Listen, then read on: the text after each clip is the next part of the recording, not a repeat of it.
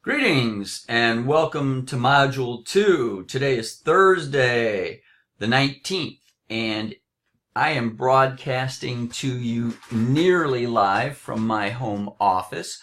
In this module, I'd like to introduce the pay model, which is the structure behind how compensation is formulated, is deployed, and is expected, its expected results or objectives.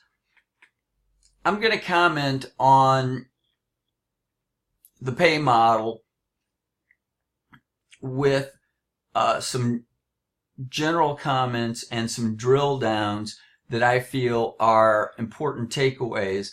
So I won't be reading off of the slide, but more providing you some explanation. So let's move on.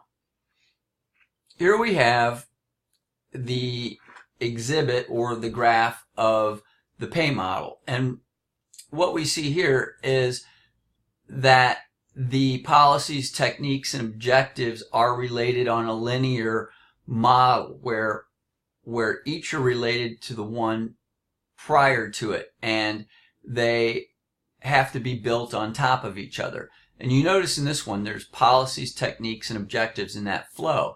And when we look at these building blocks, what you can see is they're not ranked in the same order, are not set up to flow in the same order, because what we see here is that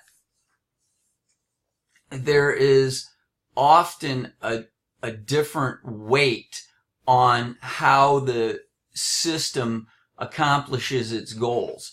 So when we look at policies, for instance, we have these subcategories that you'll be using to analyze compensation systems that you'll be presented or you will research and analyze.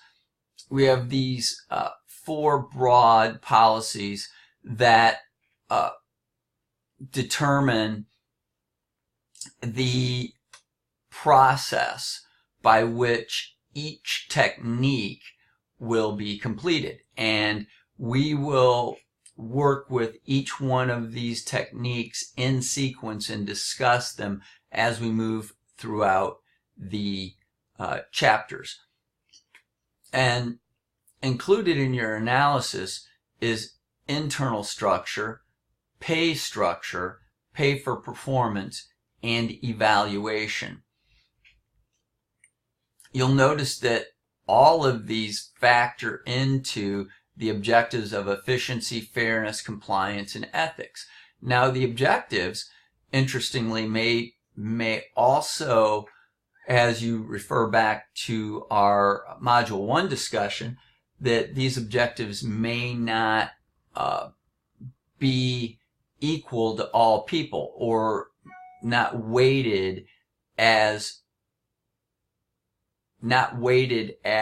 heavily based on who you are, what your job is, and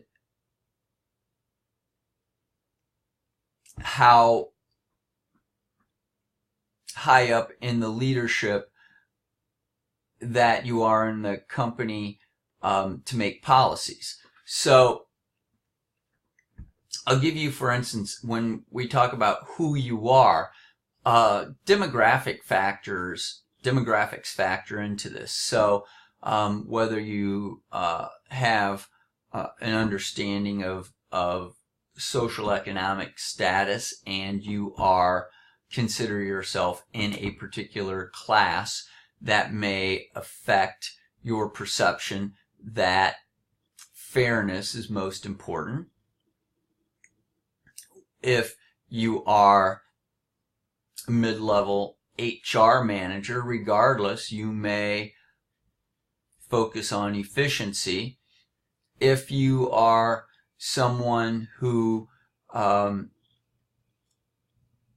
has a job in making sure that the pay model complies with the law, then this may be important to you. And then ethics can be interpreted on multiple levels depending on your personal values, as we discussed in Module 1. So when we bring up the compensation objectives, we use this word here, judging, in my opinion, very heavily. And the reason why is because it's subjective. It means that some standards may make the pay system more effective in achieving the objectives than the actual design of the system itself. So the design, while it's intended to precede the standards, the design may not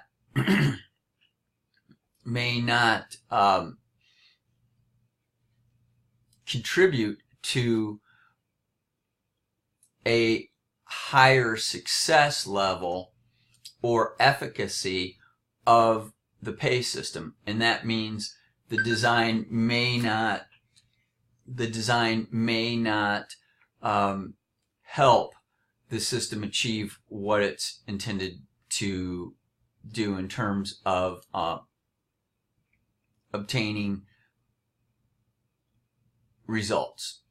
So here we have the 4 policy choices. The first choice is, or the first component is, internal alignment. And this is where we examine and compare jobs and skill levels. The next is pay relationships. And that means that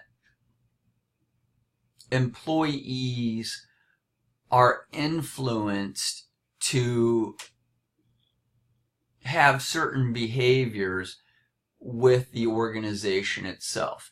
And I think one of the main points of this that you can see from the general introduction is that the pay system is designed to not only attract, but you see here, retain the very best talent possible. Likewise, the pay system, when we talk about attract, now we're looking at this idea of how competitive our pay system is, or our